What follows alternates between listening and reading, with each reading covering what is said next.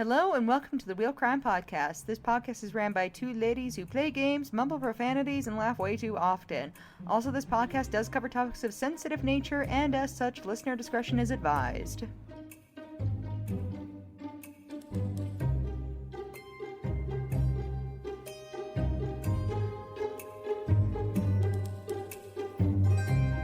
Hello, and welcome back to the Wheel of Crime Podcast. My name is Jenn. And my name is Emily. I think that's the first time I've gotten through our disclaimer without eating and chewing on every word that I say coming out of my mouth, so I'm pretty proud of myself today.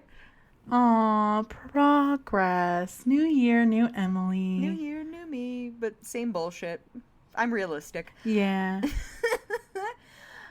Well, Jen, how's this week been for you? I know that you're always working and doing other stuff, but I don't know. I've been missing you this week. I want to know what you've been up to.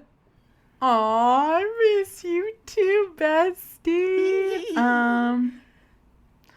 Yeah, nothing too crazy this week. You know, my usual shoes. Just, really looking forward to the weather getting warmer and it being spring again.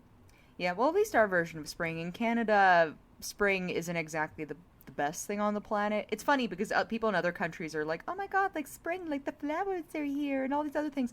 We don't get that in Canada. Spring for us is just like piles and piles of soggy, wet, dirty snow, and then one day you wake up and the grass is green, but there's no flowers. But the grass will be green eventually, so that's something to look forward to. Yeah, I think I'm just like tired of, I don't know, I'm just tired of winter already. Like, it's been a weird winter overall, and I'm just like ready for the weather to be a little bit nicer, the roads to not be fucking icy and snowy and blah blah blah. But that's it. And like I've been seeing spring decor since like Boxing Day, so I'm just like ready to put it out. That's fair. I feel like too, at least with where we live, because there's gonna be a lot of things that we probably talk about on the podcast related to, that are like just Canada things.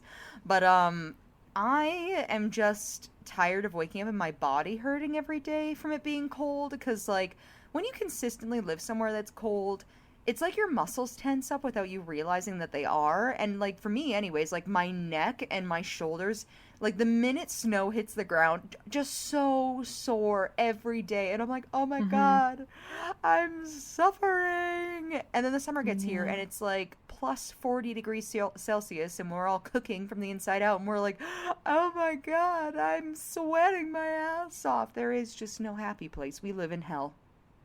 And then there's like one really nice like week of fall where the temperature is moderate and you're like, everything is awesome. The leaves are beautiful. And then it snows and all the leaves go away and it's either cold or hot and there's no in between anymore and you're sad again. Yeah. At least, like you said, this year's been a bit different. We've had a warmer winter this year in Canada than in the past, which I'm happy about because I drive a vehicle that was meant to be driven in a much more southern place on the planet. And it is not happy in the wintertime at all. So I didn't have to plug it in for a while, and I was pretty happy about that. But now we're back to plugging it in. I'm a little sad about it, but yeah, c'est la vie. It is what it is, as you will say. What about what it is? Yeah, no, this last week's been pretty, you know, like I said last week, I've just been reading my book and playing my game, which, yeah, my book is something else. I'll tell you what. Have you had the chance to research what the fuck the Omegaverse is since our last episode? Not yet, because I was anticipating you explaining it to me poorly or well. It doesn't matter, either or. So I guess the book series I'm reading isn't like considered a traditional Omegaverse, but like there's just lots of weird things. So I got through the first book and like basically alpha dudes, because it's like I really think after reading this first book that this must have originated, like the whole concept of Omegaverse stuff must have originated from werewolf romances. or werewolf fan fictions or something. Like, I know the werewolves were involved because there's certain things, like when they talk in the book about like what the fuck the alphas are doing, because like it's smut, but like there's obviously levels of smut where there's just people being dicked down every day, and then there's like the other level where there's still plot happening. So I guess like dudes that are alphas have like a knot, which is like on their dick. They have a ball right where their penis connects to their body, which is like a knot of like muscles and stuff. And that's how they can like seal the deal with their mate. And like it's very like not primitive. It's like a very weirdly territorial like romance concept. And then like there's so many like it's a lot, and there's so many things that come up about like pheromones, like and then the alpha pheromones like do crazy things to the omegas, because that's the thing. It's like alphas and omegas get paired together because alphas got big dick energy and omegas got wanting big dick energy. They want big dick energy. Thank you. That's exactly it. So like the deal with the omegas though is like they just want the dick so bad that they like engage in nesting behaviors, which is exactly what you think it sounds like. I read that where it's like, oh, I just want to make a nest. And I was like, oh, okay, so like fluff your bed up with like pillows. I feel like most people like having lots of pillows in their bed. At least most like feminine orientated people I know. No. In the Omegaverse, like a nest literally means like a giant mass of like pillows and blankets made into a literal nest that's like designed to engage in all kinds of like literal like fuckery business with the alpha person. It's like, and then like, it's just, I really wish I could explain this better to you. It's so chaotic. It is so chaotic. Like the last chapter of the book I was reading was like talking about how like the Omega was going into heat, which means that they're like going to be extra fertile, so the alphas go crazy. And then there's like, this book has plot. It's like a 6-book series. I think it had to have plot to be a 6-book long dicking saga.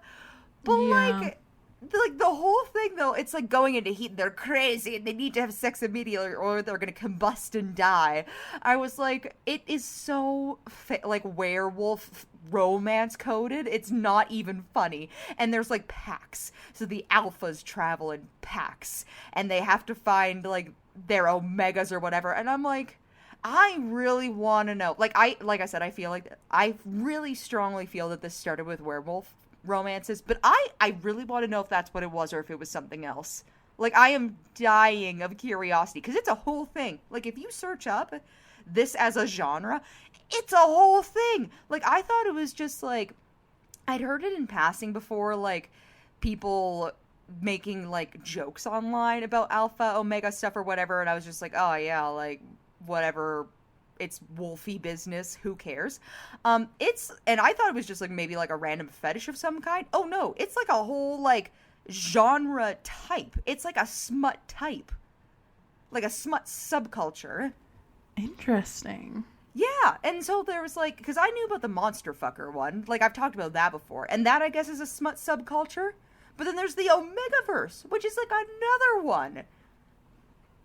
So many subcultures of smut. Which, like, love that for us. People really do. Here's my thing. So, obviously people look down on, like, romance books that are smutty because it is pretty much porn. That's pretty much what it is. Like I said, there are books that like to include plot, so I guess you could say porn with a purpose. But, like, I did not realize how, like, diverse all of this gets. Like, it's way bigger than a lot of people seem to think. Like, I didn't even think it was that big. Like, I knew romance books were a big thing, and like romantasy books were starting to get a big thing, like when I started reading more again, like in more recent years. But yeah, I just keep learning new things every day, and every day I'm surprised. It is a very good book series though, like as far as like the actual plot goes. Like, there's some kind of battle-y stuff going on and all this other things outside of the weird pack thing. It's just the pack thing is what happens behind closed doors, and I'm like, oh, okay, so now we're doing this now. Cool. All right. Cool, I guess. You know what? Twilight walked so that Alpha Omega smut books could run. That is what it feels like. Like, it literally feels like somebody watched Twilight and then watched Jacob with, like, his friends, and they were like, what if they all wanted me, and they were also still wolves, and, like... They watched Jacob with Renesmee. I'm sorry, I'm going to pass away at the thought of that. That's horrendous. I need water. That almost killed me. It did kill me. I think I'm dead now. Jesus. So that's what I've been reading this week. So I don't know. I've been having fun. Like, I guess it's not that different than, like, monster fuckery. It's just got a lot more, like, tropes, I guess, or, like, dynamics than just monster fuckery. Because, like, monster fucker books are pretty much, like, you know what you're getting into. Like, you read the book and it's like, oh, there's a man who's like Dr. Jekyll, Mr. Hyde, and he literally turns into a monster with big beefy arms, and he's got a dick the size of a tree trunk. At least we know what we're getting into with that. That's pretty cut and dry. This has way more rules. Right. I mean, all I will say is live your dream. If that's what you're into, live your dream. My favorite part, though, it's the reading them and being able to tell other people about it, because it reads like a gossip magazine. Like, when you find, like, a good book that does have smutty material, like, it literally feels like you're reading gossip about somebody's life, and I love it. I love that. It's harmless, and it feeds my spirit, and I love it. I love that for you. And I'm having fun. I read to have fun. And yeah, as you should. As I should. Thank you. I actually, I know I was already going off on another train. We're going to pause that train for now. And I'm going to come back to this, because I had a whole conversation with somebody earlier this week where they were telling me that they did not see people should not read for enjoyment, because it doesn't actually do anything for your mental well-being and your overall education. So people should read only if they're doing it in an educational sense. And that if you're reading anything else, it's basically just like, it's like consuming too much social media where you're just reading garbage.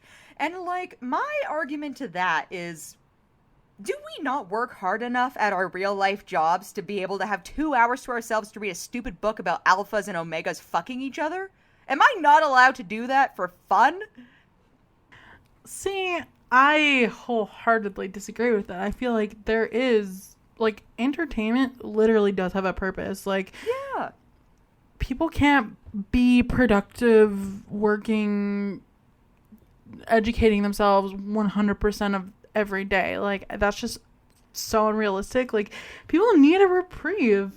And I very much disagree with that on so many levels. And like, so many people do jobs where you have to be serious. And, like, you're being serious for between 8 to 14 hours, depending on what you're doing. And you want me to be serious when I come home? You want me to pick up a textbook and start studying after working a job where I have to be boring and weird all day? I don't think so. Does this person also think that no movies or TV shows should exist unless they're documentaries? Like, oh no, it's different because they like watching TV. It's just books.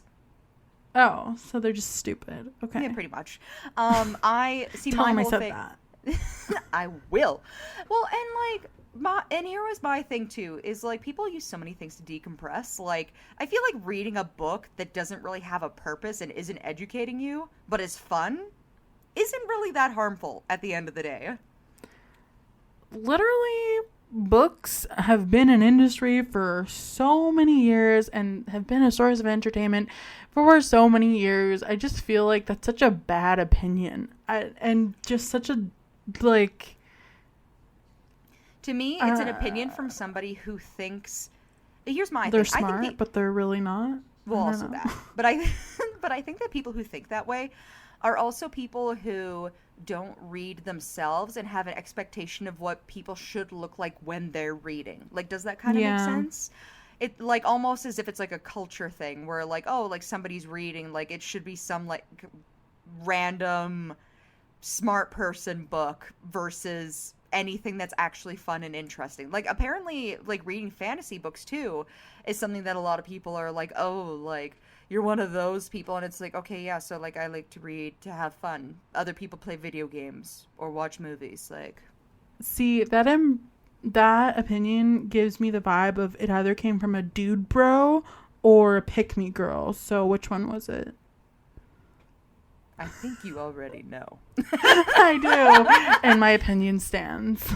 Yeah, it definitely is either or energy, though. I feel like that's a conversation people, at least from what I've seen and heard, that seems to be a conversation that comes up a lot between either pick me girl varieties or dude bros, because I And don't if that's your know. opinion, maybe you should take a little look-see in the mirror. Just saying. But then here's the thing, too. People will listen to audiobooks about things they find fun and then not see it the same as reading. And I'm like, what do you think people are reading are doing? They're just saying the voice in their head instead of listening to somebody tell it to them.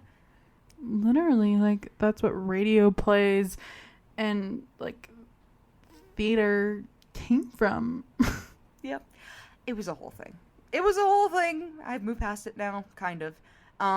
But it has not changed how I see things. If I want to read a book where like I'm like excited and happy for whatever this character is doing and I'm rooting for them and I'm having a good time, I could care less about what anybody else has to say.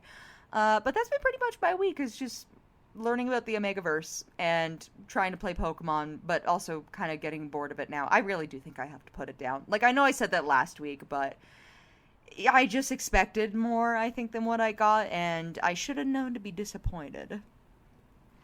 Well, you live and you learn, and, Yeah.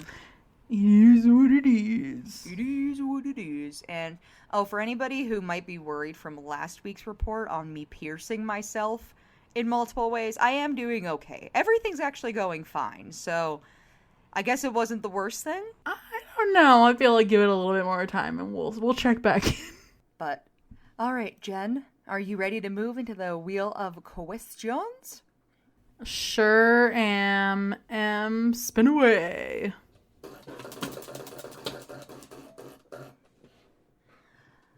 Alright, number one, which doesn't matter to you because I'm the one reading them, so whatever. Are there any fun little nicknames that you've given someone or something in your life that you can think of off the top of your head? Yeah, I'm the best at giving nicknames. I had one for you when we were children that your dad still makes fun of you for to this day. I know, but that's not fun. At least It's not for fun for me.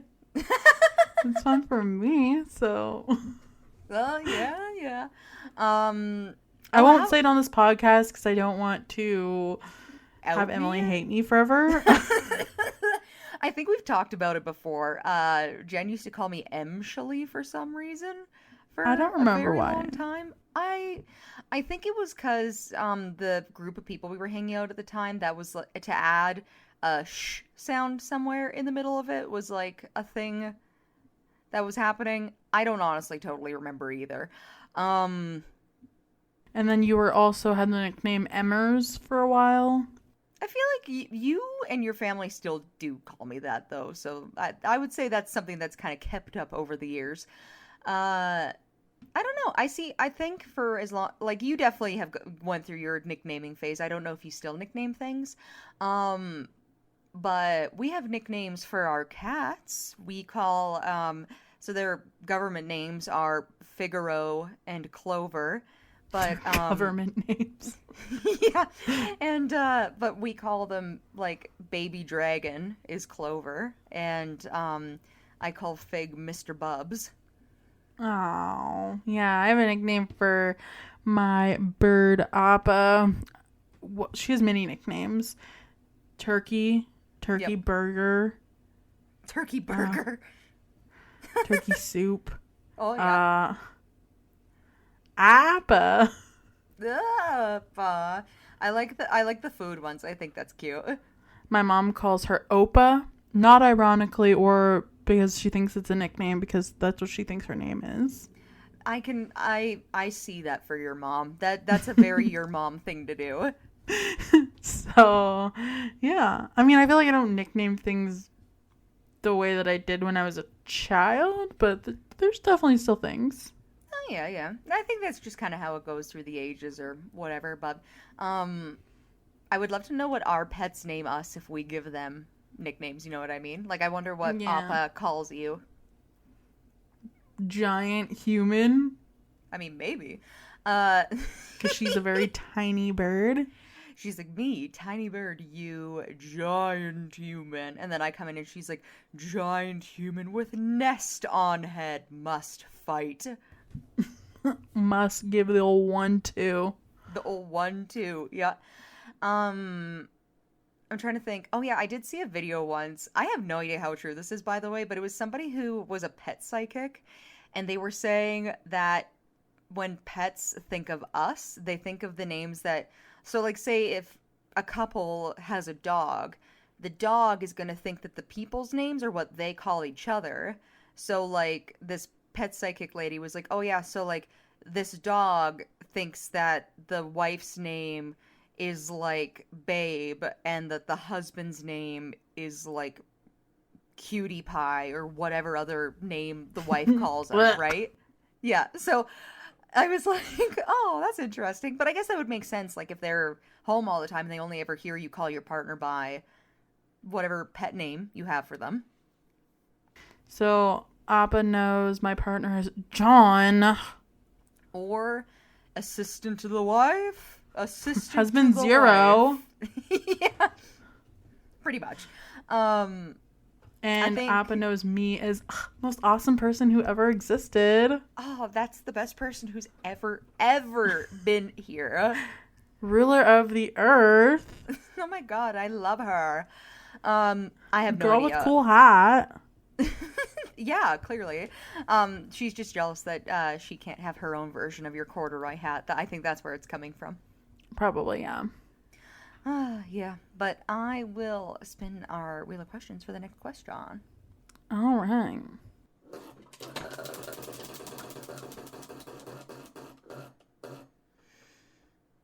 So, what's your favorite car model? I know neither you nor I are car people. So I'm really curious to hear what you say as far as like if you had to pick like a favorite car, what that would be. Like if I was going to buy a new car tomorrow, what would I buy? Or like what is my like ideal car if I had unlimited money to spend? Yeah, let's say like you have unlimited money to spend and there is a car that you've always thought was kind of cool that you might not end up ever driving. You just kind of want to have it. Like what car would that be?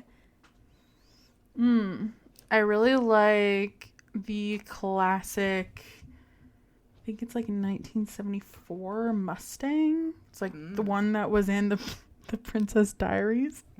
The one that Mia drives. I was going to say that's a very weirdly specific answer. I know this is going to lead to something good. Or like if I just really wanted to live my bougie dreams, I really like the electric Jaguars that they have, like the Jaguar SUVs. Okay. Would that be like to drive though, or just to have? I feel like the Mustang convertible, like the one from Princess Diaries, is like I'd like to have, but not necessarily drive. And the electric Jaguar SUV is like if I could spend any amount of money to drive like a nice car, that's what I'd like to drive. I think that's fair. I have not done a whole lot of research into like today's cars at all, just because that's not in my spectrum. But as far as like if I was to get a car to just like to have and to hold and to look at sometimes, I do really like the vehicle that Sam and Dean Winchester drive in Supernatural. I can't remember off the top of my head what it is right now. A Dodge Charger, maybe? No, it's I thought it was a Chevy something. No, that's not right. Maybe? I don't know. I'm gonna look it up. And then my second option would be there was like a car book that my brother got when we were like 6, where it was like it showed like different classic car models and it was like, oh, like look at all these different classic cars. And I used to think that the Stingray, I don't remember what year, but there was a vehicle called the Stingray that I thought was like the coolest looking thing ever. Apparently it is a 1977 Pontiac Trans Am, or maybe No, that doesn't sound right either. an Impala. Chevy Impala. It's a Chevy Impala. Oh yeah, Chevy Impala. Yeah. See, I would want one of those to have and to hold. As far as like something that I would drive, in real life. I literally know nothing about today's luxury cars or anything like that. The only thing I know is I've recently been eyeballing Broncos because I think they're kind of neat looking and they seem sturdy. But that's about it as far as my car knowledge goes. Fair. Yeah, Yeah. the 117 drive is a 1967 Chevy Impala. Hey, there we go. Be on the lookout for demons and monsters. But also not really because I wouldn't drive it. I would just have it to have it and hold. Just be like, have it parked and be like, look how fucking cool it is, Yeah, guys. for like my like modeling shoots that I'm never gonna post and be like, ooh, look at how cool I am. I wear leather and have a Chevy Impala. I'm so cool. Right? Let's spin for our next question.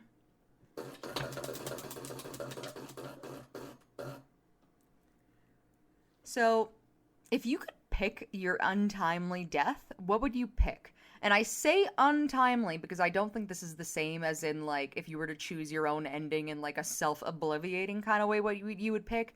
This is something that you would pick had you if you like knowing that you're not going to know how you die or, you know, whatever.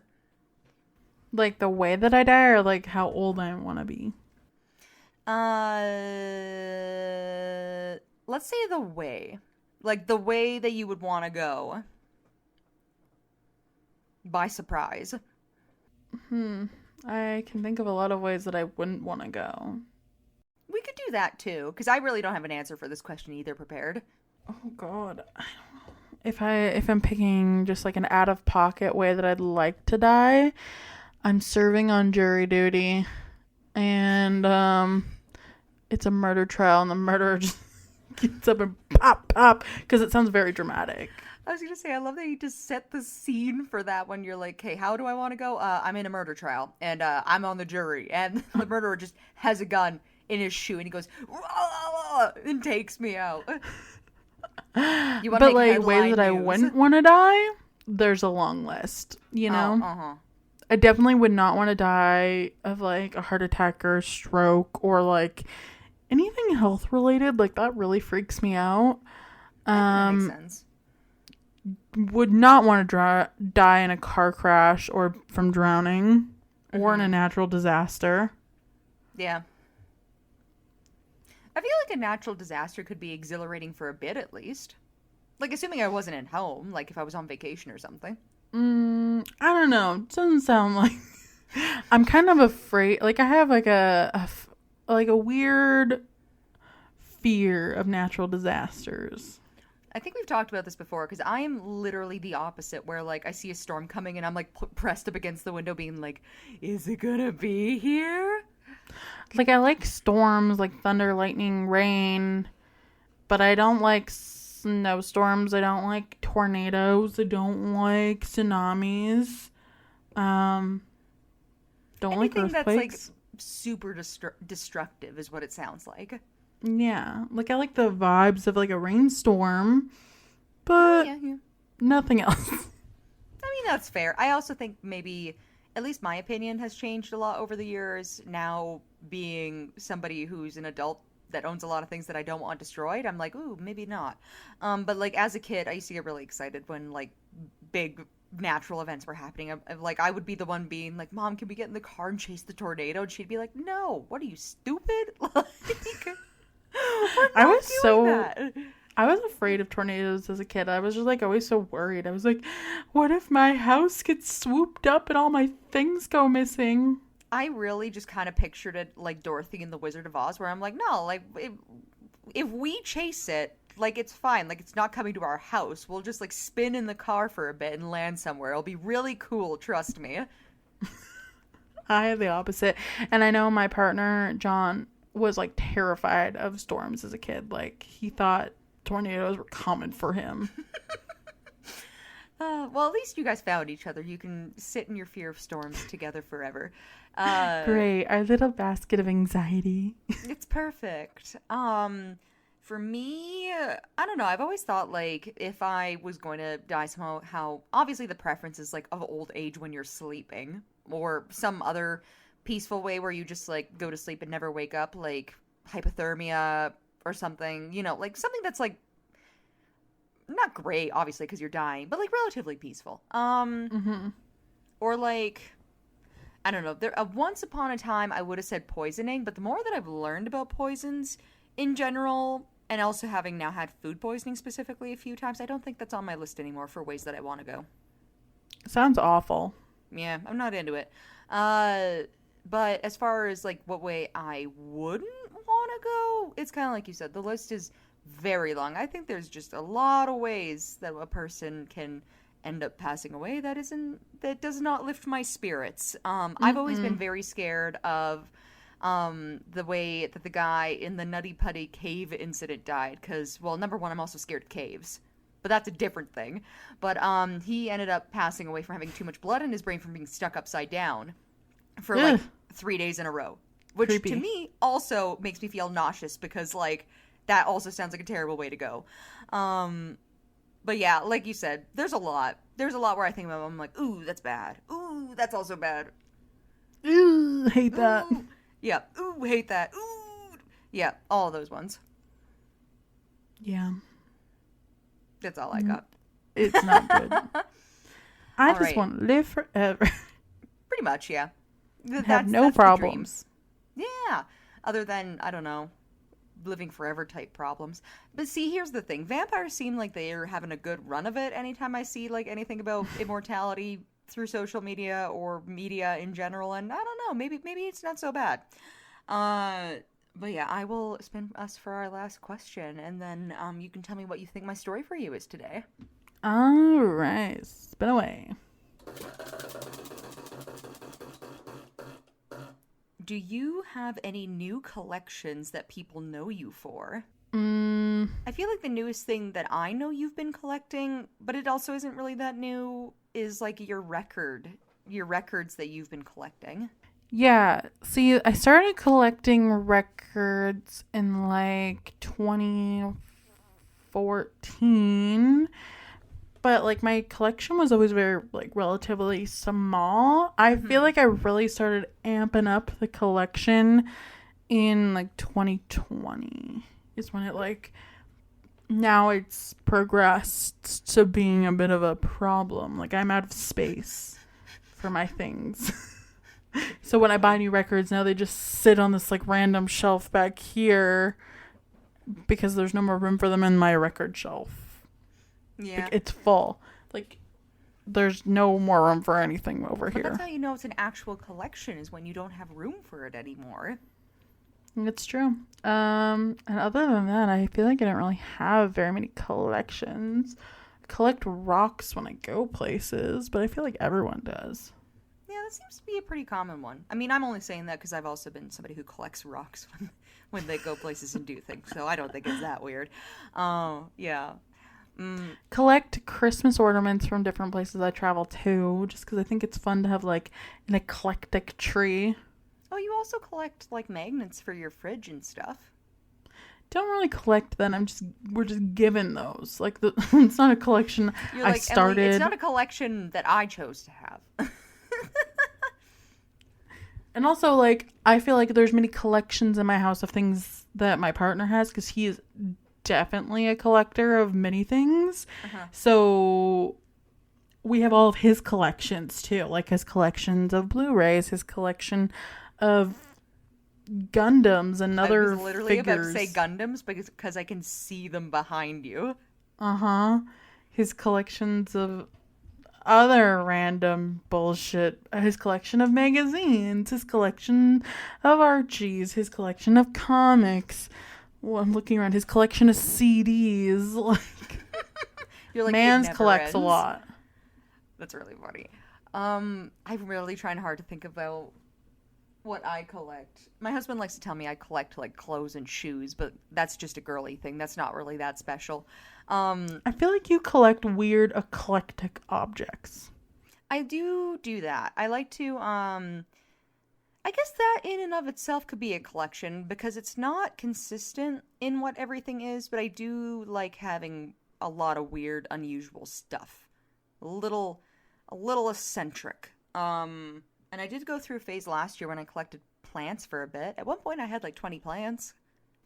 I I mean, they're know. I mostly dead. also Yeah, a lot of mine have died as well, so it's not really much of a collection anymore. That's pretty much what happened to me. I had a collection, and I did not collect knowledge at the same time as having those plants, and now half of them are dead.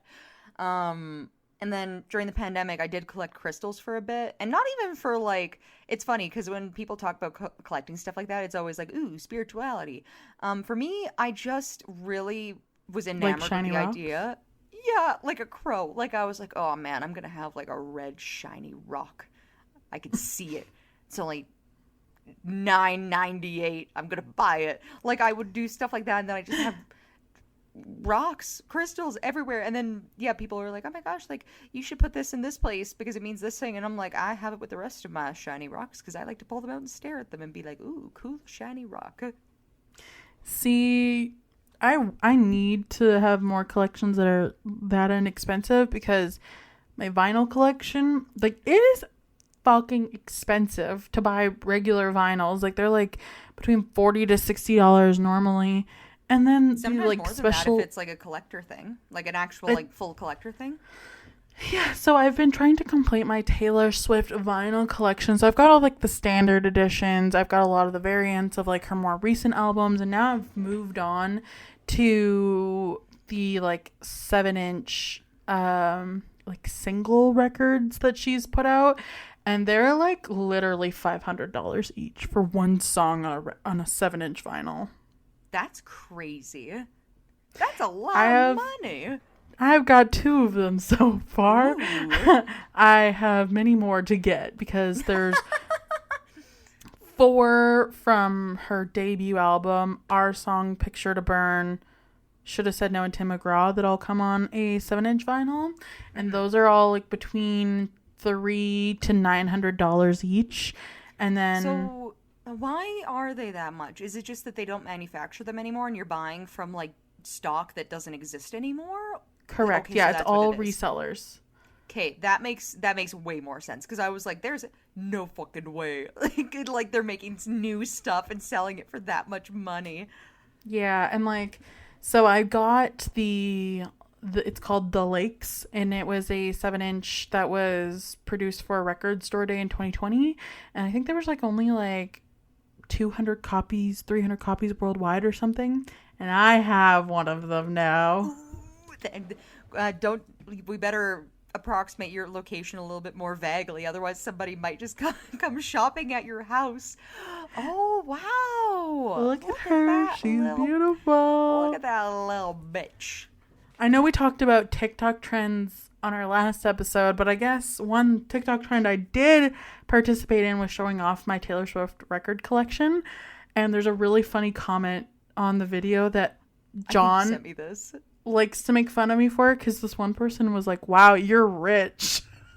Yeah, you sent me that, and I was like, that's really funny. Okay.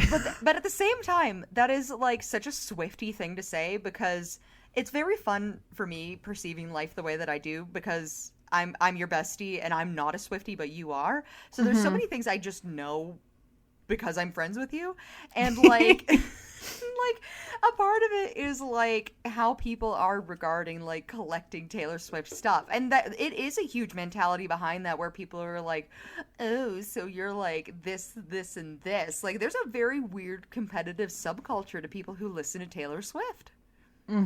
Yeah, I know. And I don't even know.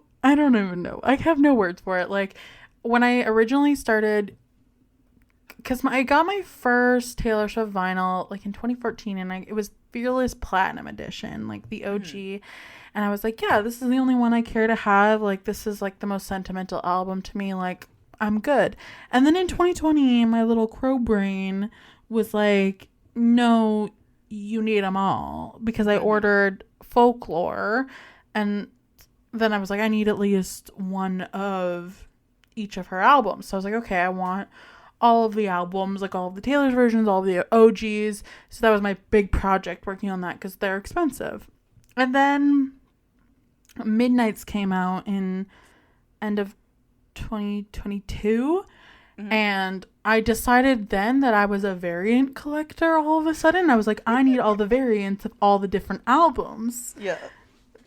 Why? no idea. That was what I decided in that moment. So then I started working on collecting all the different variants of all the different albums. And then it was around that time too that I was like, if I have all the different variants of all the different albums, I also need all of the singles that came with all of those different albums. Right. And I've been working on that a lot. Makes so much sense to me though. Like as soon as you said Crow Brain, I was like, yep. And then I've been working on that a lot more slowly because they are so expensive and hard to come by. And I'm convinced some of them I'll probably never have. Like there's an orange variant of the album Reputation, which goes for like $5,000 US. Holy shit. 5,000 USD for a vinyl? For a vinyl, yeah. And that's it. Like, you're not getting anything else with that. It's just the vinyl. Yeah, it's just the vinyl. That's crazy. That's like, I read something once where somebody was like, oh yeah, sometimes sellers price things like way out of the market for what they're wanting to sell it for to purposely prevent people from buying it, but also to get a lot of money if somebody does want to buy it. This feels like that to me. Well, it's because, so her original first, debut, Fearless, Speak Now, Red, 1989, her original, and Reputation. So her original 6 albums, they were with Big Machine Records. And for Record Store Day, I can't remember what year it was, they all came out on these like limited edition colored vinyls. So they're really rare because all the Record Store Day releases are like usually very small like number of prints of these records, and they're also all the original versions, so they're like not that many of them, so they're quite rare. Right. And I had this thing I was watching on eBay last year for like a good 6 months before it got sold or taken down, I don't know. Right. But it was all of the first 6 albums on their Record Store Day releases, so like these special colored variants, and it was, I think, 11,000 USD for all of them, and I genuinely considered buying it. That would be crazy, though. I don't have 11,000 USD to buy vinyls. Yeah, like I don't have spending money. Yeah, as if for vinyls, but like I thought about it. I was like, how long would it take me? You're like, can I credit and forget it? Is that an option? But I don't have them, so I didn't do that. I made the responsible choice and didn't do that. Yeah, that probably was better off in the bigger picture, especially with the fuckery that was your year last year. That might have been for the best, but probably, yeah. I had a wedding instead, I guess. I don't know. Yeah, you got married, which is almost I should have bought the vinyls. Yeah, but it's fine. You can't change the past. Can you guess what my story for you is today? About a death collector. I'm going to give you 0.25 out of 1 point. Wah, wah. Wah, wah. You're close-ish. You're like, if the story's in the next building, you're like 2 buildings away. You've got like a sense that it's there, but you don't know what it is. So remember how a couple weeks ago I was telling you about the 27 Club? Mm-hmm.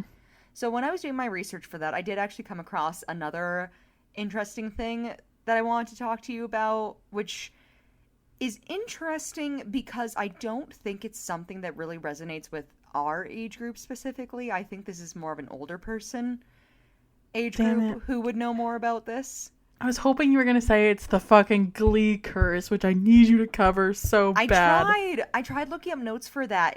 It's more, there's just theories. There isn't actually like a dedicated source for like a curse or anything like that. It's just like different pop websites being like this alleged curse. And they all say like, it's not very consistent material either, so I'm waiting and I'm hoping that eventually there will be like something else that kind of ties in more of these points together where I can make a full story. But I did give it a really hard try because I wanted to do it, but I'm bookmarking it and saving it for a little bit later.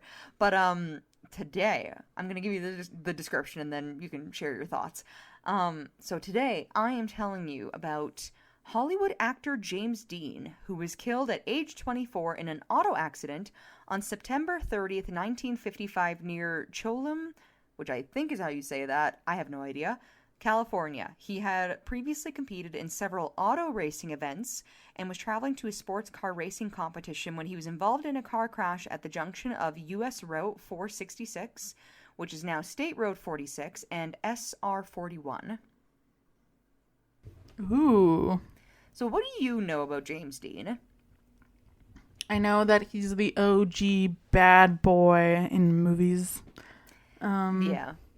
He was I know very that you got like, that James Dean daydream look in your look in his eyes. eyes.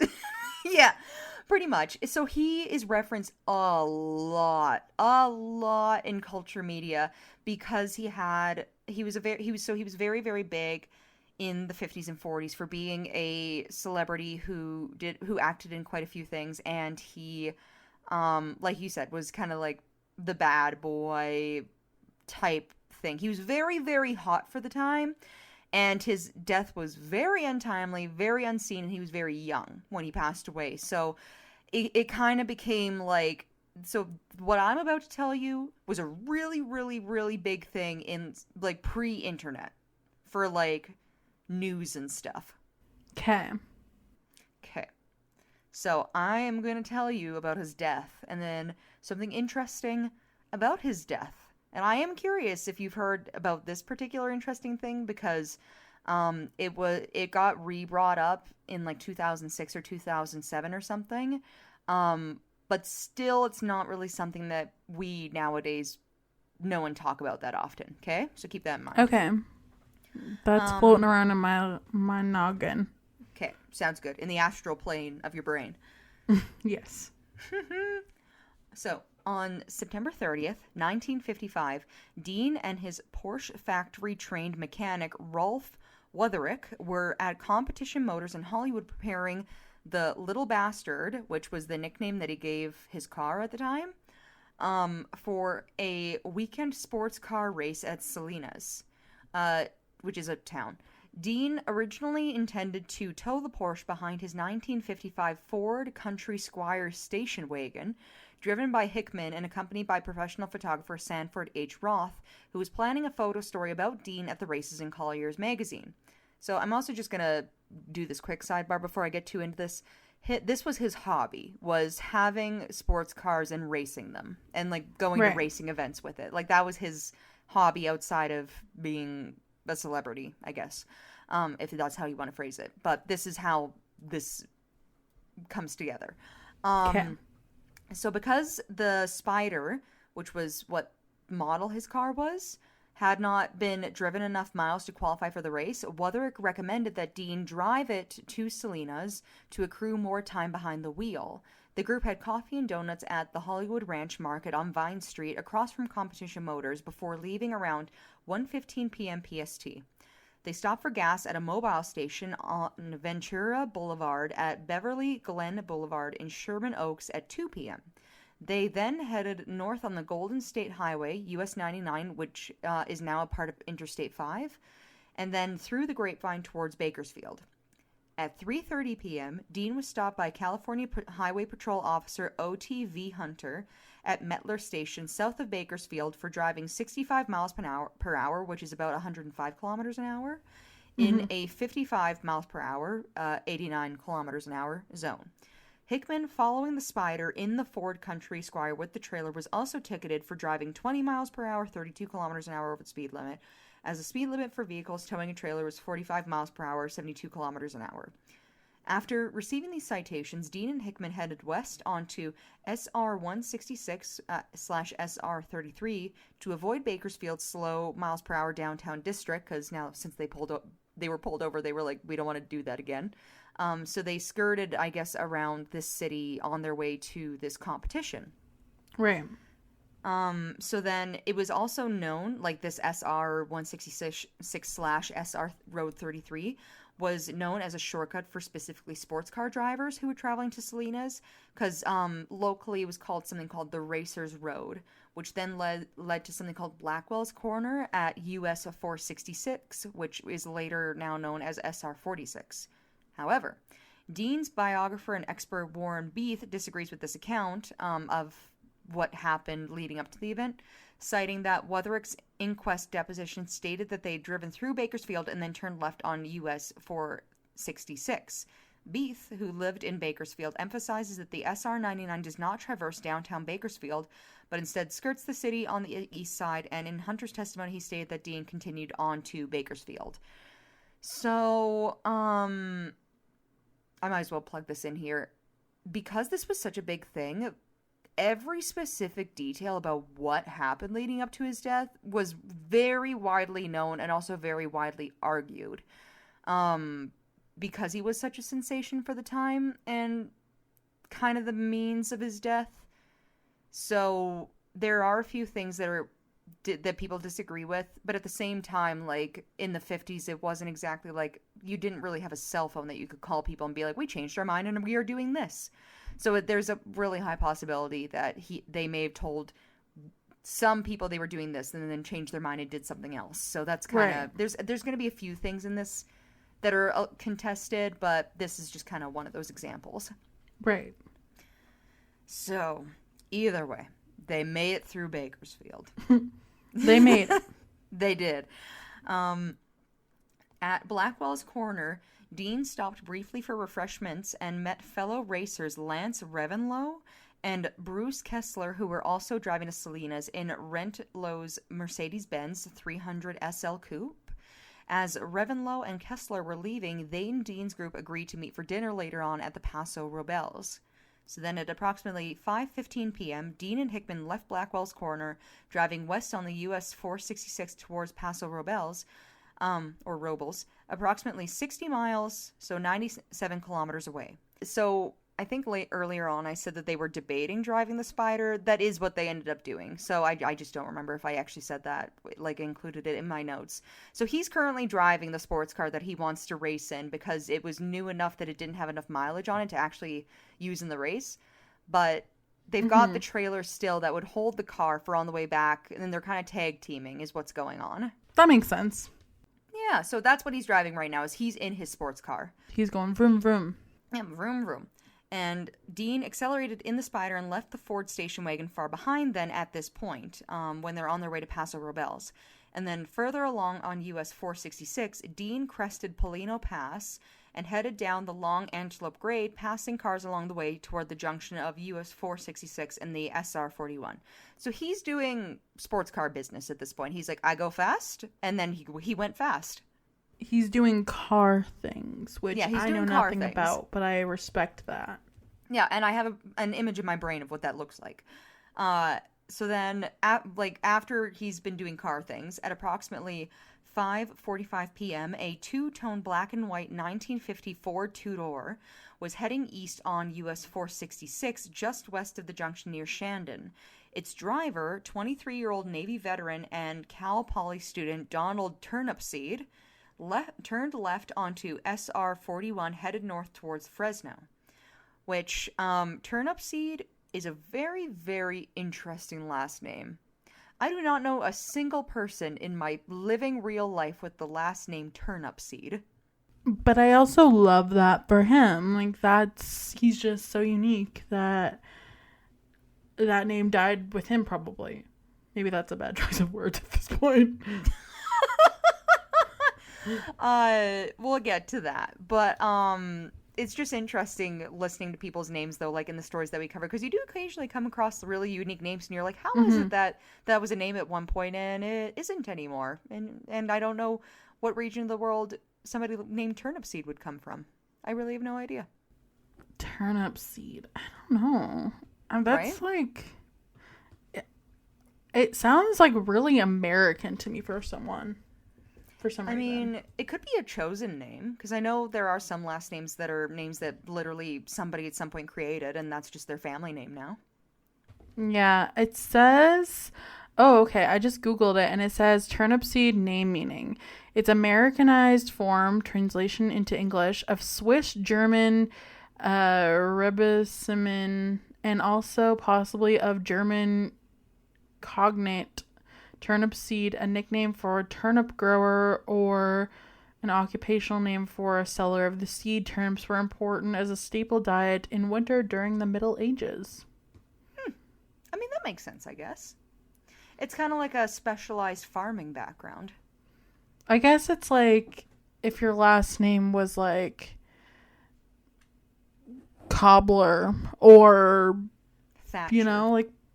like those people have like those occupational last names. Like I'm trying to think of what another like common. Cooper. Yeah.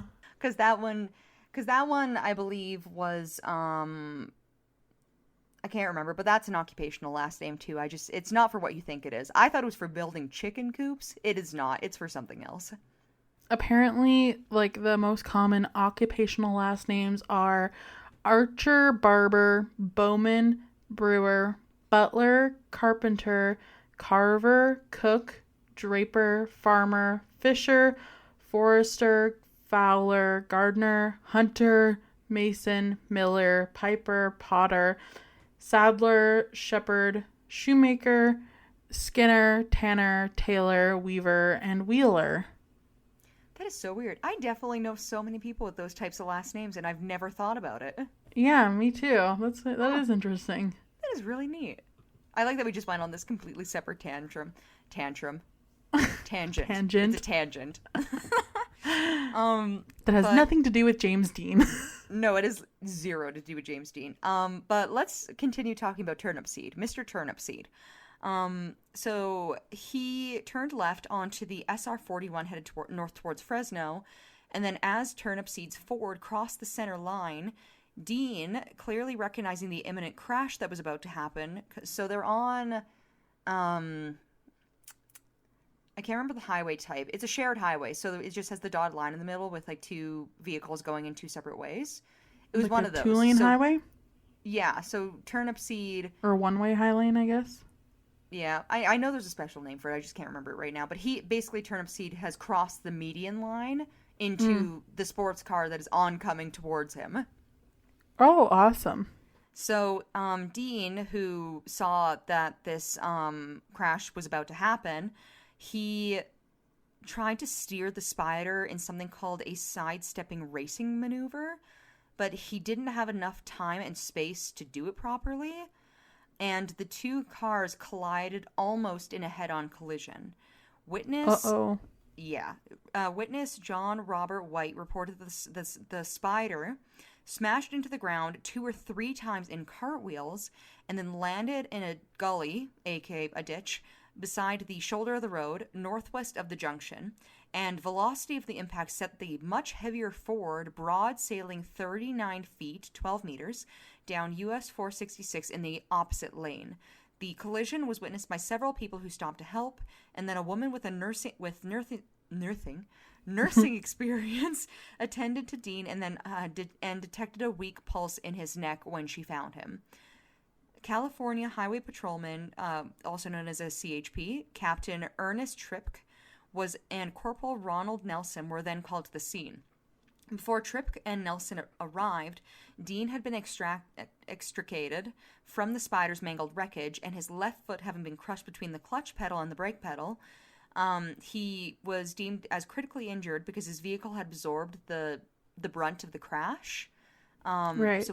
So basically, what that means is just when the collision happened, a majority of the impact force was sent into the Spider rather than the Ford. Hmm. Is just generally what that kind of verbiage means.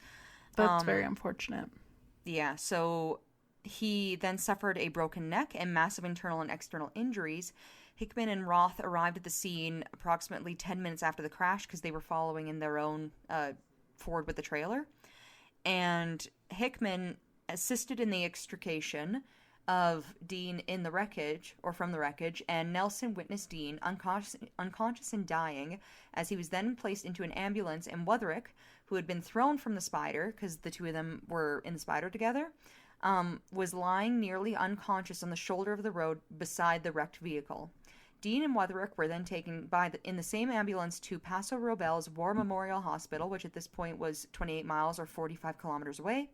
Dean was pronounced dead on arrival at 6:20 p.m. by the attending emergency room physician, Dr. Robert Bossard. The cause of death listed on Dean's death certificate was listed as a broken neck, multiple fractures to the upper and lower jaw, both arms broken, and internal injuries. Beath wrote that Dean had died in the arms of his friend Hickman, and despite reports that Dean had been driving approximately 85 miles per hour, which is 137 kilometers an hour, Nelson estimated that the actual speed was around 55 miles per hour, which is 89 kilometers an hour, just based on the wreckage and the position that Dean's body was found in. Mm-hmm. So, Wetherick survived with a broken jaw and serious hip and femur injuries that required immediate surgery. Turnipseed was only slightly injured with facial bruises and a bloodied nose. After being interviewed by the CHP, which was the state police officer, Turnipseed hitchhiked then in the dark to his home in Tulare. Roth took photographs of the crash scenes later acquired by Seda Onishi, a retired Japanese businessman who erected a memorial near the site. Some sources attest that Dean's last known words, which were uttered just before impact after Wetherick had told Dean to deaccelerate as the Ford two-door pulled up in their lane, was, "That guy's gotta stop. He'll see us."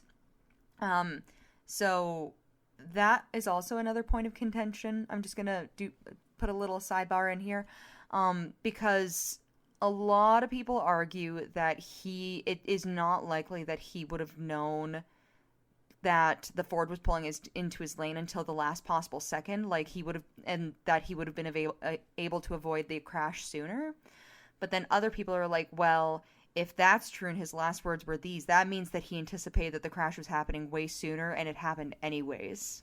Because he was like, he was being too, those people's opinions are more that he was being too cocky, I guess, and thinking that this guy would just move for them. And then they were playing chicken almost? Yeah, kind of like that. So that's another one of those weirdly, like I said, contended things where some people are like, no, like he was a great guy. Like, obviously this was an accident. And then other people were like, well, if he was less cocky, he might have survived. I mean, it's hard to say. I think you'll never know for sure unless you were in the car. Yeah, that's it. And like, I also will say that I think a lot of the times too, when people have hobbies that are a little bit on the more extravagant side, yeah, like race cars or expensive things, then it kind of does come with this connotation of elitism. So I will just say it's not fair to judge people just based on monetary value things. Yeah, just because I have Taylor Swift vinyls doesn't mean I'm rich. I'm poor because of the vinyls. Yeah, right. Oh gosh. But yeah, so I felt like I had to say that because like that was one of the most common things I saw online was like, oh well, this and this, and it's like, well, accidents still happen to rich people, so I wouldn't say that necessarily. And also, it's not like anybody really knew him either, who's talking about it nowadays, because we were all born long after he passed away. So it's true. Lee Raskin believes that any reports of Dean and Wetherick spoke just prior to the crash are pure conjecture, like I just said. According to the coroner's deposition of Wetherick, taken into the hospital and later in a 1960 interview, Wetherick could not recall any of the moments leading up to or preceding following the crash, which again, that's also probably a trauma-related thing, because that would be a horrible experience to have to live through, especially since your friend passed away, or your friend coworker, I mean, they worked together, but they could still be friends, passed away because of it, right? Yeah, exactly. So that is just his death and the surrounding information about it. And now you're probably thinking to yourself, why do people care so much about this car and his death? And that's because there's a curse. There's a very notorious curse specifically about James Dean's car. Okay. Is it because it was a spider and spiders are scary? No, but that would be kind of funny if that was the case. That That's No, what it's I really think. interesting actually when I kind of broke it down because this is a really big thing, by the way, that people fully believe, especially who are older folks that would have been around when this was kind of sensational, right? Who are old. Who are old. But I'll get into it. So, the curse of James Dean's car, The Little Bastard, has become part of America's cultural mythology. The story of the curse begins before the car itself had been involved in any crash. In his 1985 autobiography, Blessings in Disguise, British actor Alec Guinness relates that on his first night in Los Angeles on September 23, 1955, after leaving a restaurant with no table availability and starting to look elsewhere, he and his friend Thelma Moss met Dean, who invited them to dine with him at his table at the place that they just left. Dean showed them his silver Porsche and said, "It's just been delivered," that being the Spider, I believe. Guinness allegedly warned Dean to never enter the car. Please never, so this is a quote, "Please never get in it. It is now 10 o'clock, Friday, the 23rd of September, 1955. If you get in that car, you will be found dead in it by this time next week." And the following Friday, his prediction came true. That's spooky. Why? It's also very weirdly specific, so I'm like, ooh, Yeah. like, spooky. And then after the fatal crash, Warren Beath, a James Dean archivist and author who I mentioned some of his quotes earlier, he attributes the existence of this curse to George Barris, the self-described king of customizers, who said he was the first to purchase the wrecked car. So this is after the accident. Barris promoted the curse after he placed the wreck on public display in 1956. Over the years, Barris described a mysterious series of accidents and car crashes that occurred from the years 1956 to 1960, directly involving the little bastard that resulted in serious injuries to spectators and even a truck driver's death. Raskin states that many claims regarding the curse appear to have been based on Barris's 1974 book, Cars of the Stars. So, this guy who deals in purchasing wrecked cars and, I mean, probably fixing them up, he bought James Dean's car, and then that's where a lot of this like curse business started coming up, is while he had this car in his possession. And he goes into it into his book, but we're going to go over some of the more some of the details surrounding this outside of the book. So then in Raskin's 2005 book, James Dean at Speed, it states that the wrecked Spider was declared as a total loss by the insurance company, which paid Dean's father, Winton, fair market value as a settlement. The insurance company, through a salvage yard in Burbank, sold the Spider then to Dr. William F. Estrick, who had competed against Dean in his own sports car at 3 race events in 1955. Estrick dismantled the engine and mechanical parts and installed the Porsche 4-cam engine in his Lotus IX race car chassis, which for non-car people, that basically just means that he Frankensteined pieces of the Spider that were salvageable into one of his own sports cars, Right. to kind of soup it up a bit. And then Estrick, he then raced the Porsche-powered Lotus, which he called the POTUS, which is kind of funny, at 7 California sports car club events during 1956. While driving the car at the Pomona sports car races on October 21st, 1956, Estrick was then involved in a minor shunt with another driver. So a shunt is like a sports, it's a racing term. It's just it's a type of collision, if I'm remembering correctly. I really tried looking and remembering sports car racing terminology. There's a lot, and I don't have it in me to bring up the list again because it's really long, because it also differs on like what countries use what. Yeah. But yeah, I believe it's another maneuver type thing for sports cars. It's a From what car I can thing, recall. and we know nothing, and that's none of my business. And yeah, that's not my business, but it's a car thing. And then at Barris Cars of the Stars states that Dr. McHenry, driving a car powered by the engine from Dean's car, was killed when his vehicle went out of control and struck a tree in the first race in which the motor had been used since Dean's accident. Another doctor, William F. Estrid of Burbank, I which is a different person than the other one. So the other person that I was talking about, Estrich, made the POTUS. This guy is a doctor with the last name Estrid, but it's very similar. And he's of Burbank, and he was injured in the same race when his car, which contained the drivetrain from Dean's car, rolled over. Estrich, interviewed a day after McHenry's fatal crash, said that he had loaned the Dean transmission and several other parts to McHenry and other drivers, saying, "I don't believe he was using the transmission when he crashed, but he was using the back swinging arms that hold the rear end." McHenry appears to have the distinction of being the only bona fide victim of the curse, which, again, this is a point of contention because some people think that might just be him trying to show a sign of machoism and be like, oh, I would never give parts of Dean's car away to other racers. I'm the only one. But Right. I did read a post that somebody had made who they have relatives or they themselves partake in racing today. And I guess loaning parts between cars, especially if they're in the same club, is something that happens a lot. Right. So it's, again, entirely possible, but who's to say? Who is to say? Who's to say? Raskin states that although Barris may have customized several cars for Rebel without a cause, he never customized any of Dean's personal cars and neither of his Porsches. Lou Bracker, Dean's best friend in Los Angeles and fellow Porsche racer, maintains that Barris was not involved with Dean's racing activities and he was never considered to be a part of Dean's inner circle. Invited to go to Salinas on September 30th, 1955, which is where Dean was going when he had the accident. It is not known exactly how Barris knew Estrick, but he was given the Spider's mangled body after Estrick had stripped out his Porsche.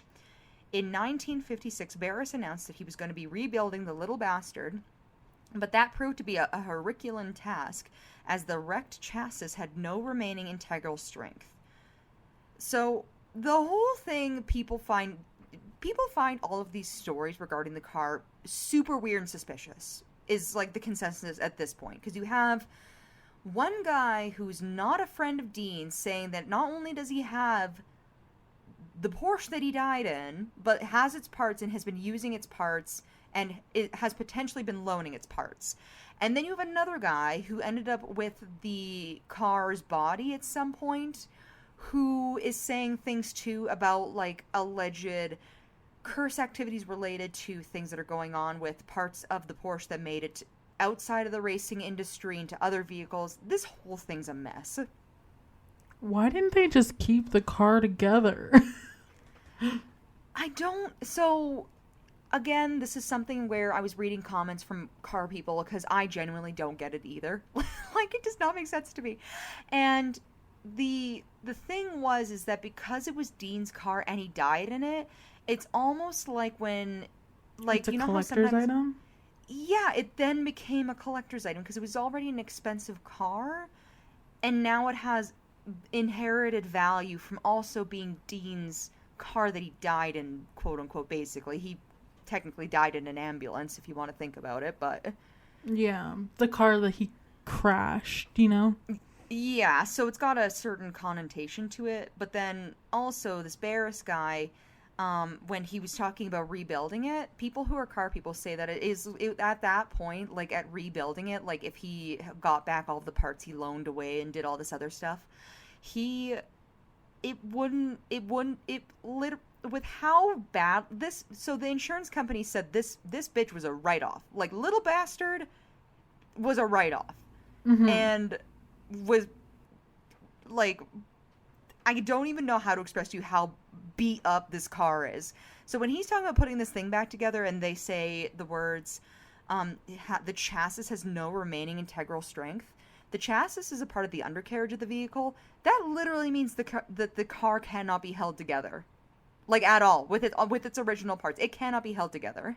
So then, why is he trying to rebuild it? Because at this point, I think he has gathered some notoriety. Like, with all this back and forth and, like, how much he's been talking to the media, I myself, from everything I looked at, it seems to be a notoriety thing. Like, I think he was getting a lot of press because he had the wreckage that the that was sent away from the accident, and like he was trying to like get I don't even know the right phrasing for it. Like it's a very weird thing. I just looked up the car from the wreckage and oh my god, that thing is like absolutely obliterated. There's no fucking Literally. way. Literally, and he's talking about rebuilding it, and it's like, hey, like, have you seen this thing? Like, it is toast. It is so beyond toast. Like, what do you mean Herculean task? Because that's like one of the phrases that he used when he was like describing rebuilding it, and it's like, it's beyond that. Like, you have to like do an exorcism if you want to get get the demons out of this car. Like, you got to do a lot of things to this car to get it back to where it was. You'd have to like melt it down and remold it. Like, I don't Pretty even know. much. Yeah, and he's trying to keep all the original parts in it too, which is like another thing. And it's like, hey, but this thing was in an accident where it got written off. Like, it's not as simple as just rebuilding it with the original parts. Like, you're not going to find half this stuff. Yeah, that seems like a very weird thing to try and do, especially like we'll put a picture up on our Instagram, but like the condition of this thing is like not fixable. Like, as not a car person, I'm not sitting here going, oh yeah, that seems doable. Like, It, you as know? not a car person, I'm telling you it's not doable. I don't It's know. pretty much, yeah. So instead, Barris decided at this point he was going to weld an aluminum sheet metal over the caved in left front fender and the cockpit area to help with the integrity issue. And then he proceeded to beat on the aluminum panels with a 2x4 to try to simulate what would appear to be collision damage. So now he's trying to pretend like there isn't any non original fixes made to the car. Then, later on in 1956, Barris loaned out the little bastard to the Los Angeles chapter of the National Safety Council for a local rod and customs car show. The gruesome display was promoted as James Dean's last sports car, and then during 1957 to 1959, the exhibit was toured in various rod and custom car shows, movie theaters, bowling alleys, and highway safety displays throughout California. There are a few stories associated with the curse that can be corroborated. So everything I've just told you is a mixture of what people heard from associates of Dean and the press. Right. This now is curse stuff that can be corroborated. For example, there was a wire service story on March 12th, 1959 that was reported that the little bastard had been temporarily stored in a garage at 3158 Hamilton Avenue in Fresno. It caught fire, awaiting display as a safety exhibit in a Cumming Sports and Customs automobile show. And then on May 12th, 1959, the Fresno Bee reported that the fire occurred on the night of March 11th, and only slight damage occurred to the Spider without any damage to other cars or property in the garage, and nobody was injured. Basically what that means is original news people said, oh my gosh, James Dean's car caught on fire, it's the curse. But they found after investigating that there was a fire, they don't know the cause of it, and it did damage James Dean's car, but they're fairly certain that it was not his car that caused the fire. But it was on fire at some point. Okay. Right? Like I said, this whole thing is bonkers. And then, so this is just the quote, by the way. It says, the cause of the fire is unknown, like I said. It burned 2 tires and scorched the paint on the vehicle. And then later that year, the little bastard toured national auto shows and traffic safety exhibits. And then legends also hold that the little bastard mysteriously then disappeared in 1960. According to Barris, the Spider was returning from a traffic safety exhibit in Florida in a sealed truck. In Barris's book and in many TV interviews, he then says that the little bastard was being shipped back in a sealed boxcar. So he changes his story a lot, by the way. Like, I would not say that this Barris guy who's been holding on to the Spider for all this time, I would not say he's a reliable narrator either about any of this. Doesn't seem like it. Yeah, he's very, I think he's very much into sensationalism, because every time he has a quote, it's always something, it's always a little bit triggery. Yeah. Right? So, either way, he cannot clarify whether or not it was in a sealed truck or in a boxcar. I guess it doesn't matter. So then, when the train then arrived in Los Angeles, Barris said that he signed the manifest and verified that the seal on the boxcar was intact, but then the boxcar was empty. Raskin believes that Barris's Little Bastard sideshow had lost its fan appeal just as the 1960s pop culture began to focus more on big block type muscle cars.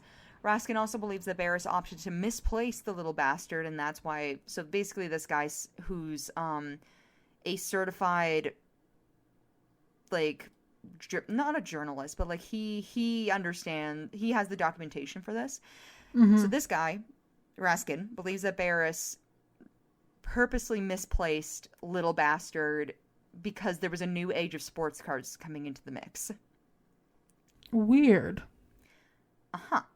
So, the mysterious disappearance stories were Barris's way of perpetuating the Dean myth, especially on the milestone anniversaries of Dean's death, which is another thing that Raskin brought up, is this boxcar, sealed truck, whatever the fuck incident, mysteriously coincides pretty much with the anniversary of Dean's death, as well as the coming age of new styled sports cars. So he thinks that there's a few reasons why, like as if,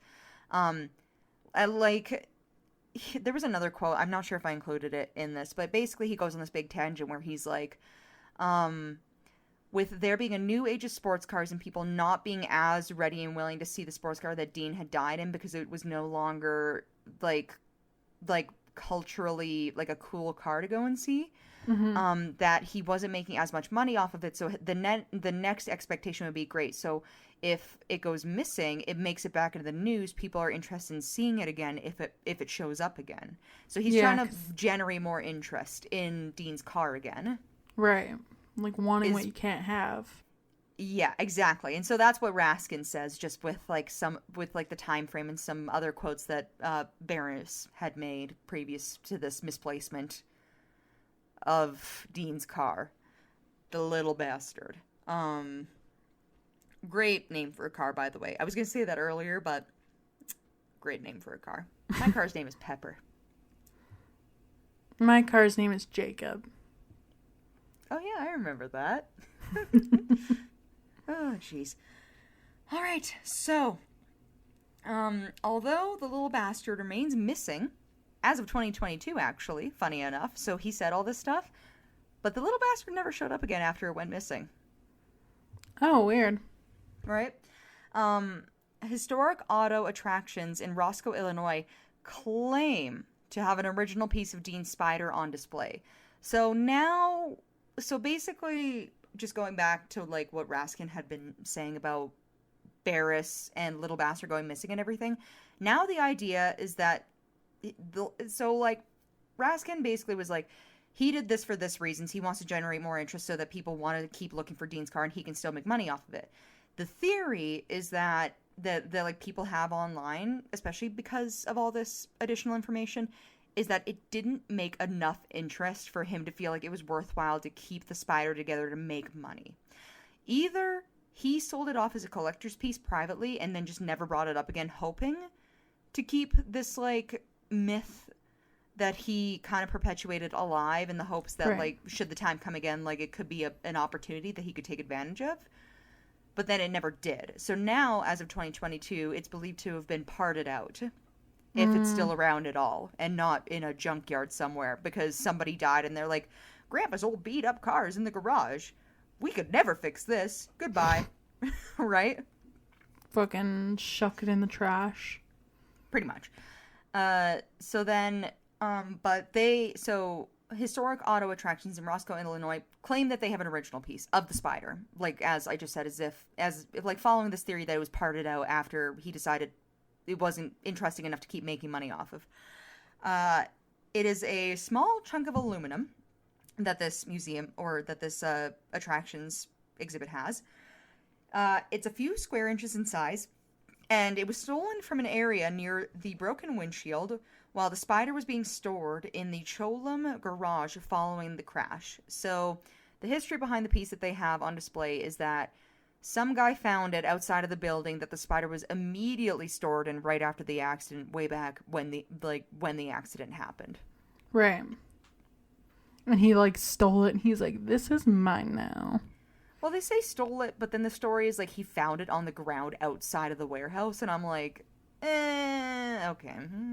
I mean, Thief. Yeah. Thief. That man's got crow's brain and he's like, ooh, shiny. Pretty much, yeah. He's like, another one from my collection. Oh gosh. Yeah. So yeah, and in 2005, for the 50th anniversary of Dean's death, the Volo Auto Museum in Volo, Illinois, announced that they were displaying what was purported to be the passenger door of the little bastard. Volo and Barris, because Barris is still in on this at this point, by the way, for money-making stuff. Mans never gives up. Yeah, he. That's the one thing that's very consistent about this, which is why I'm so suspicious. Since the crash of Dean's car, Barris has been in on it. Like, since day one, he has had like both hands or at least one hand on this car and has not let it go for years and years and years and years. It's very sus, if you ask me. Right? It's interesting, if anything else. So Volo and Barris offered... I'm not good at math, so I'm going to ask you what this means. It's the number 1 with 6 zeros after that. How much money is that? That's $1 million. Cool. I kind of thought so, but I was like, I don't want to say that and completely mess that up because I'm so bad with numbers. But yeah. So Volo and Barris offered $1 million to anyone, and this was in 2005, okay? $1 million in 2005 to anyone who could prove that they owned the remains of Little Bastard. And nobody came forward to claim the prize. So then, the 4-cam Porsche engine, which was the number 90059, along with the original California owner's registration, aka the listed engine number, is still in the possession of a family of the late Dr. Estrick. He comes back. So this guy, the doctor, he somehow ended up with the engine as well as the registration for the Porsche. Weird. Weird. And then the Porsche's transaxle assembly, which is number, for anyone who is a car person, number 10046, is currently owned by Porsche collector and restorer Jack Stiles in Massachusetts. And Raskin originally documented and published all of the serial numbers, also the VINs, for the Spider, the chassis, the engine, the transmission, as well as for his 356 star speeds, as well as for his 356 Super Speedster. To date, neither of Dean's Porsches have been located. So this whole time, this curse thing and everything else and everything we followed is just for the vehicle that Dean died in, or died with, the Spider. Mm-hmm. He has another Porsche that he was known for racing in. He had his, 2 babies, so the Spider and then the Super Speedster, and they both went missing. That's weird. Is that not weird? And so because that people they've were got to be in a private collection somewhere. That was my thing. I was like, somebody who definitely owns it is just not saying a fucking thing. But it's so weird to me too. Because people were so focused on the Spider, when the Speedster went missing, nobody cared. It just disappeared. Nobody knew where it was from the beginning. Again, that feels not a car person, but this is all so weird. That feels like it must have been someone on his inner circle who just snagged that shit. It makes you wonder. And then also, it's very interesting to me that Barris, with having his nose in all of this since the beginning, was even known to not be a friend of Dean's. He pretended that he was in the beginning. But then Dean's actual friends who were in the center circle are like, yeah, we do not know this person. He races, but we do not know who he is. That's weird. Yeah, and then, as for his other vehicle, I would not be surprised if somebody from his inner circle acquired it. Maybe one of his friends who, felt like they could take care of it or something in his passing, or saw what was happening with the spider and they were like, absolutely fucking not. Yeah. I don't know. I It's don't know. interesting. I Yeah, feel so what like do that you think happens a about the lot curse? with celebrity things. Like, they just kind of go missing. Yeah, I know, right? Like that thing too. And but what do you think about the curse aspect of it? Like, is it something that you could believe, or do you think it was just something that was sensationalized for money, kind of like what our friend Raskin has been saying about his recording of events? I feel like it was sensationalized for money, but I am curious about that one guy who was like, "You will die within a week in this car." Like, what was that all about? Well, and here's the thing too. So the only reason that that was even recorded as being something that could be corroborated is because he was with somebody else. Like there was three of them together, and the one guy said it to the other guy, and it was the third guy who was like, "Yeah, no, he actually said that." And then a week later, James Dean died in the car, and it's That's like, so huh. weird. It makes you wonder. It's like I do wonder if there's like people who just like get a sense for things like in real life. It's like I forget what it's called, but it's like a certain type of like psychic ability that like if you look into that kind of stuff as far as like spirituality goes, where people believe that they can get a sense for things before they happen or see things before they happen, or maybe he Right. just knew that people who are in these types of things where it's kind of like a high risk hobby tend to have accidents. Maybe it was just like a prediction based off of that, but I don't know. It seems weird. I don't know. It is weird. But I was surprised by how curious I got when I was making my notes. Because at first, when I looked into it, I was like, oh, yeah, older fella from another time passed away. People were very sad about it for a while because they saw him and they thought he was hot, and now we're in a new era. But it turns out it was way weirder than what we originally think. The more you know. The more you know. But yeah, brings us to the end of our episode today. If you liked it, please leave us a review on wherever you listen to podcasts. We appreciate it. We talk about it constantly. Just me, anyways. So, if you would like to follow us on social media, we have Facebook, Twitter, Instagram, and TikTok, all at Wheel of Crime. We have a email, which is wheelofcrime@gmail.com, if you want to email us on that and say anything. We have a Patreon, which is Wheel of Crime at Patreon. We have I said our website yet? No? We have our website, which is www.wheelofcrime.com. And lastly, we are still taking submissions for our Valentine's Day episode. If you yourself have anything that you would like to say on the podcast, a story you'd like to submit, something cool, something fun, something interesting, something spooky, feel free. Something Valentine's Day themed would be cool too. We're pretty open about everything. Just if you've listened and there's something that you were like, wow, I should tell my story about this. This relates to me somehow. We would love to hear it. Yeah, that's it. That's all. And I'll see you next week for another new episode. Okay, bye. Bye.